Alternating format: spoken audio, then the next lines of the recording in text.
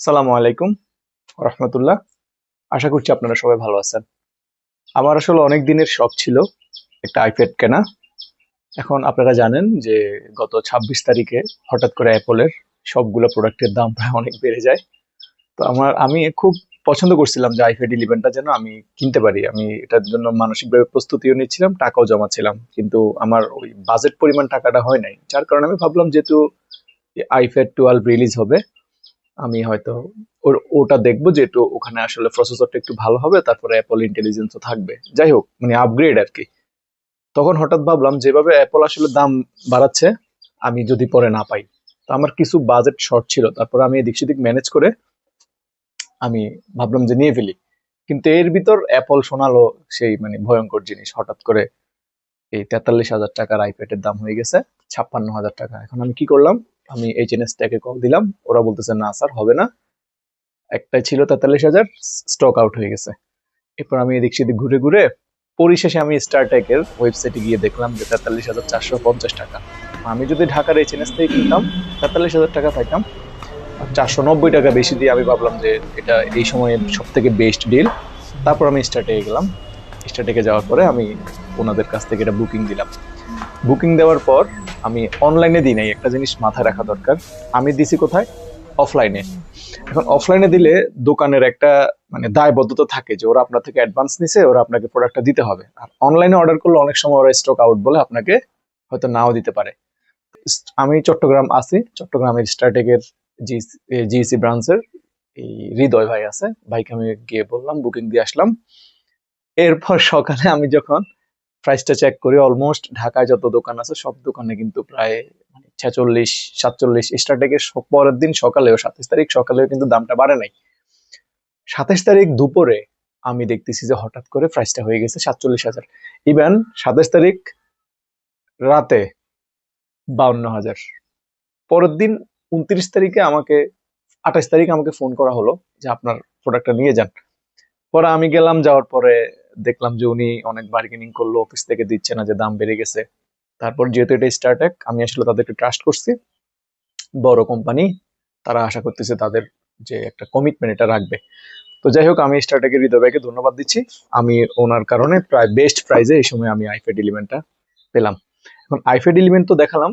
আমি আইপ্যাড বক্সে কি কি আছে এগুলো আপনারা সবাই জানেন। এটার বক্স খুলে তো আহামরি দেখার কিছু লাগবে না, হয়তো একটা এই যে এখানে একটা অ্যাডাপ্টার থাকবে অ্যাপলের অথরাইজড, আর একটা কেবল থাকবে, এটা টাইপ সি কেবল, এটা টাইপ সি কেবল থাকবে, আর অথরাইজড অ্যাডাপ্টার, এই দুইটা আছে, এর বাইরে কিছু জিনিস আছে। আর এটা হচ্ছে আমার আইপ্যাড। এখন আমি শেয়ার করবো, আইপ্যাড একটা কিনলে তো হয় না, এটার যত্নের প্রয়োজন আছে। আমি কি কোন কোন অ্যাক্সেসরিজ গুলা কোথায় থেকে কত টাকায় কিনেছি এগুলো আমি আপনাদের সাথে শেয়ার করতে যাচ্ছি। শুরুতে আমি বলিনি, আইপ্যাড কেনার প্রথম কাজ হচ্ছে একটা স্ক্রিন প্রোটেক্টর লাগানো। তো আমার মেইন রিকোয়ারমেন্ট ছিল অ্যাপল অ্যাপল একটা ইউজ করবো যাতে আমি লং টার্ম ব্যবহার করতে পারি, পাশাপাশি আমি নোটস করব, অনলাইন ক্লাস নিব, এগুলো আমার উদ্দেশ্য ছিল। আমি যখন বারবার দেখতেছিলাম যে কোন আইপ্যাডটা আমার জন্য ভালো হবে, তখনই আমার মাথায় আসলো যে এই আমার হাতে দুইটা অপশন ছিল, একটা হচ্ছে শাওমির রেডমি পেড 2, ওটা 24,000 টাকা, কিন্তু আপনি ওইটাতে শাওমির স্টাইলাস ছাড়া অন্য কোনো স্টাইলাস ইউজ করা যায় না। আর শাওমির স্টাইলাসেরটার দাম 6,500 টাকা। তো তখন 24 বা 26,000 টাকার সাথে 6,500 টাকা যোগ হলে এটার দাম চলে যাচ্ছে প্রায় 32,000 টাকা। আর ওই রেঞ্জে 36,000 টাকায় স্যামসাং S9 FE ট্যাবটা পাওয়া যাচ্ছে। তো আমি ভাবলাম স্যামসাং এর FE প্লাস এর সাথে এই যে অ্যাপলের প্রসেসরের ভিতর অনেক পার্থক্য। তো আমি সেই জিনিস বিবেচনা করে আমি ভাবলাম আমি আরেকটু ইনভেস্ট করি। আর কথা একটা বলা দরকার, ওটাতে কিন্তু স্যামসাং এ কিন্তু স্টাইলাস আছে, বাট আমার ওটা প্রায়োরিটি ছিল না, আমার ছিল একটা ব্র্যান্ড যাতে আমি দীর্ঘদিন ধরে ব্যবহার করতে পারি, সেই কারণে আমি এটা নিলাম। এখন আমার আইপ্যাডের দাম পড়ছে 43,490 গেল। এরপর আমি প্রোটেক্টর হিসেবে আমি কি লাগাবো এটা চিন্তা করতেছিলাম। আমার প্রায়োরিটি ছিল যে আমি নোট করব, আমার নোট করা প্রায়োরিটি ছিল। আর এটাই, কনজিউমিং কন্টেন্ট কনজিউমিং, আমি এটা আমার প্রায়োরিটি ছিল না। তা আমি তখন সিদ্ধান্ত নিলাম আমি পেপার বেসটা লাগাবো না, এটা লাগালে ডিসপ্লেটা ভালো লাগে না। আমার আসলে বাজেট মানুষ, আমার ফিলের প্রয়োজন না, যে ফিলের কারণে আমি পেপার বেসড লাগাবো গ্লাস, তখন আমি এই ইএসআর এর এই টেম্পার্ড গ্লাসটা লাগাই। আর এটার দাম পড়ছে 1300 টাকা। এটা আমি চট্টগ্রামের সানমারের দোকানটার নাম সাইবার পয়েন্ট সম্ভবত। হ্যাঁ, সাইবার পয়েন্ট থেকে কিনলাম। আমি ডেসক্রিপশন বক্সে ওনাদের ডিটেলস দিয়ে দিব। আমাকে খুব ভালো দাম দিছে। তাহলে আমি ইএসআর এর গ্লাস প্রোটেক্টরটা লাগালাম, এই যে গ্লাস প্রোটেক্টর। তারপর আমি আরেকটা জিনিস করলাম, এই যে এটার উপর একটা পলি লাগালাম। পলি পলিটা লাগাইছে যাতে স্ক্র্যাচ না পড়ে।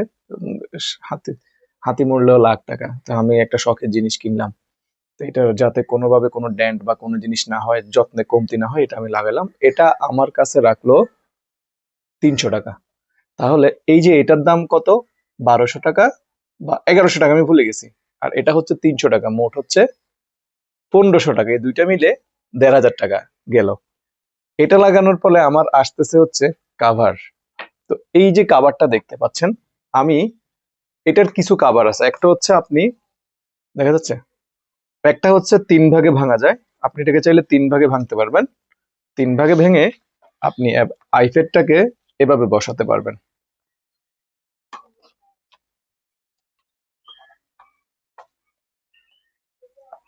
এই যে এইভাবে বসাতে পারবেন। বাট এটা আসলে খুব একটা স্টেবল না।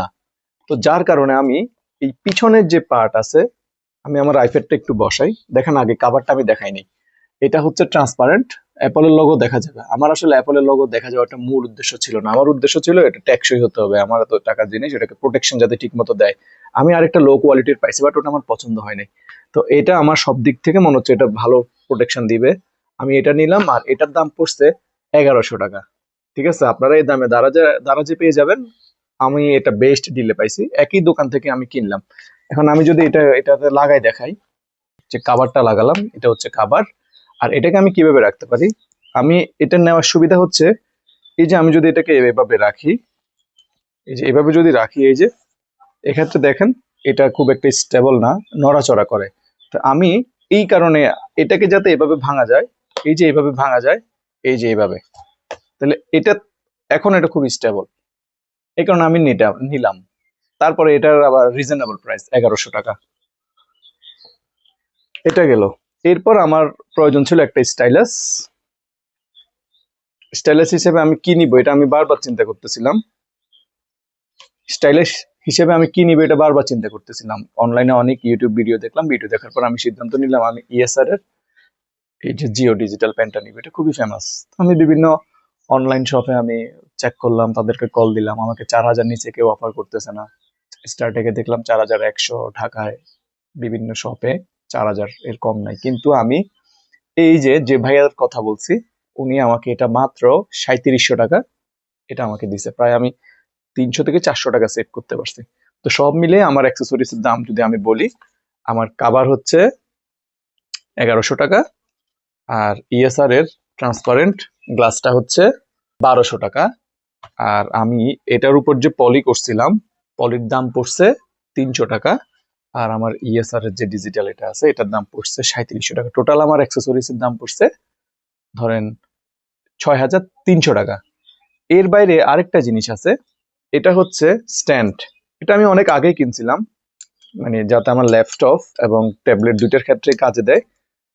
তো এটার দাম পড়ছে 350 টাকা। এটা আমি এমনি দারাজ থেকে নিয়েছিলাম। আমি যেগুলো দারাজে অ্যাভেলেবেল, আমি ম্যাক্সিমাম গুলো ডেসক্রিপশনে লিঙ্ক দিয়ে দিব। এটাতে আপনারা একদম স্মুথলি এভাবে ট্যাপটা রাখতে পারবেন। তারপরে এভাবে দিয়ে, এই যে এইভাবে দিয়ে যে ট্যাবলেটটা রাখতে পারবেন, যেভাবে ট্যাবলেটটা রাখতে পারবেন। কেমন? তো এগুলো গেল আমার জিনিস। আর এর ভিতর আমি একটা জিনিস যদি আপনাদেরকে দেখাই, এই যে আমি বক্সটা খুললাম কলমের, স্টাইলাসের বক্সটা খুলে দেখবো এটাতে কি কি আছে। তো ওরা আপনাকে একটা কলম দিবে, মানে এই যে স্টাইলাস, এটা হচ্ছে স্টাইলাস। আমি এটা নিয়ে একটা ডিটেলস ভিডিও করব। আর এখানে হচ্ছে একটা কেবল, টাইপ সি কেবল চার্জ দেওয়ার জন্য। আর এখানে এটার কয়টা নিব, প্রায় 2টা নিব দেওয়া আছে। সরি, প্রায় 3টে নিব দেওয়া আছে। মানে নিবগুলো অনেক সময় পেপার বেস দিয়ে ক্ষয় হয়ে যায়, কারণে আমি যেহেতু গ্লাস লাগাইছে আশা করতেছি অনেকদিন যাবে। এখানে 3টা নিব আছে। তাহলে যদি আমার মানে প্রোডাক্টটা যদি ভালো হয়, যদি দীর্ঘদিন সার্ভিস দেয়, তাহলে আমি আশাবাদী, আমি এটা থেকে হতাশ হব না। আর আপনারা যারা চট্টগ্রামে আছেন, চট্টগ্রামে আমি আপনাদেরকে সাজেস্ট করব আপনারা ওই সানমার ওশান সিটির মোবাইল মার্কেট তালা যেখানে আছে, সেখানে এই যে সাইবার পয়েন্টে আপনারা গিয়ে অ্যাক্সেসরিজ কিনতে পারেন। ওনারা ভালো প্রাইস রাখে। আর এর বাইরে ট্যাক্স সাফারি আছে বালিয়ারকিটে এবং কোহিনুর মার্কেট, ওনারা খুব ভালো প্রাইসে আপনাদেরকে প্রোডাক্ট দিবে। ঠিক আছে? আর ধীরে ধীরে আমি যেহেতু আইপ্যাড নিলাম, ধীরে ধীরে আমি এটার বিভিন্ন জিনিস নিয়ে ভিডিও করব। সাথে থাকুন। আসসালামু আলাইকুম ওয়া রাহমাতুল্লাহ।